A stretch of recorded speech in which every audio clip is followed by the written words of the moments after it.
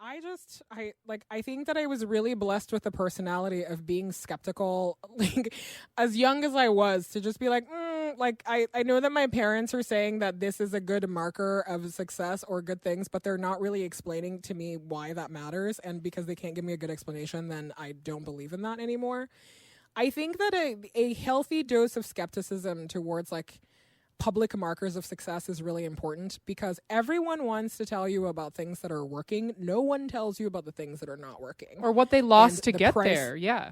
Right. The price that they're paying in order to achieve, like this public vision of whatever. And I have found that has been probably like the best thing about adult life for me, is looking around and being like, okay, like no one knows what they're doing. But more importantly, life is hard for everyone, but very few people talk about what's hard.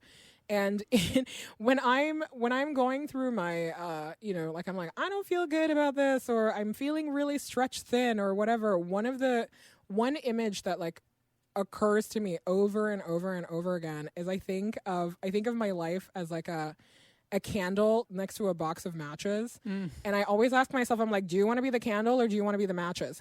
Everything is going to end no matter what. Like both the candle and the matches will burn out.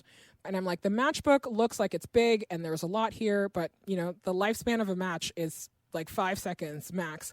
The candle will burn for longer, but also that's going to end. But I always tell myself, I'm like, do you want to be the candle or do you want to be the matches? And I'm like, I would like to be the candle. I would like for it to be lit successfully, lit many times. And, eventually it is going to melt into nothing, and that's fine. But one of my ambitions is to not like flame out like right out the gate. So I am trying to hang in there, and it's really tough when you feel challenged in every way. And and it's already tough, like having a lot of mental health problems, and then on top of that you're like, oh yeah, like occupational phenomenon like also adds to that. No thank you. It is really hard to have the staying power and to achieve all the things you want to achieve, but you're not going to do that if you're not around for long enough, Yeah. So it's about pacing yourself.